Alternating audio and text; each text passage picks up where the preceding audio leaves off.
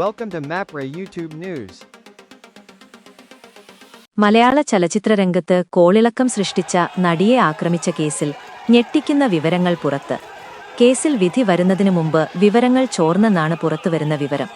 വിധിയുടെ വിവരങ്ങൾ ഉൾപ്പെട്ട ഊമക്കത്ത് ഡിസംബർ 2 തന്നെ അഭിഭാഷകർക്കിടയിൽ പ്രചരിച്ചിരുന്നു. ഈ കത്തിൽ വിധിയുടെ വിവരങ്ങൾ ഉണ്ടായിരുന്നു എന്നാണ് ലഭ്യമാകുന്ന വിവരം. അതേസമയം വിധിക്ക് മുന്നേ വന്ന കത്തിൽ വിധിയുടെ വിവരങ്ങൾ പരാമർശിച്ചതിൽ അഭിഭാഷക അസോസിയേഷൻ ആശങ്കയറിയിച്ചു. നീതിന്യായ വ്യവസ്ഥയോടുള്ള ആദരവ് നഷ്ടപ്പെടുത്തുന്ന സംഭവത്തിൽ അസോസിയേഷൻ അന്വേഷണം ആവശ്യപ്പെട്ടു.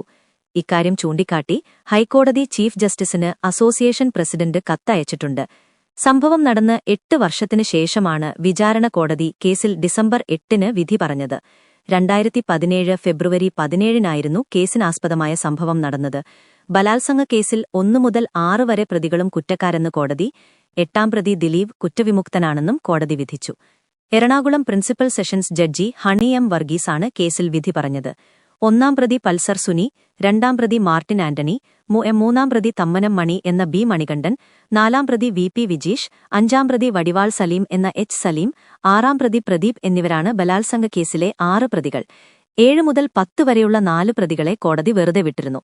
യഥാർത്ഥ ഗൂഢാലോചന എന്ന് പറയുന്നത് എന്നെ പ്രതിയാക്കാനാണ്.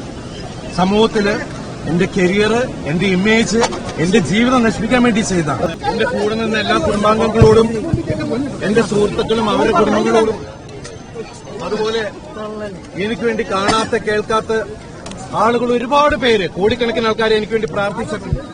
എന്നെ അത്രയും സപ്പോർട്ട് ചെയ്ത ഒരുപാട് ആളുകളുണ്ട്. അവരുടെ പേരെടുത്ത് പറഞ്ഞാൽ തീരില്ല. അവര് വിവിധ മേഖലയിലുള്ള ആളുകളാണ്. അവരോടെല്ലാം ഈ നിമിഷത്തിൽ ഞാൻ ആത്മാർത്ഥമായിട്ടുള്ള നന്ദി പറയുകയാണ്. എല്ലാവരോടും ഒരുപാട് സന്തോഷം. Thank you.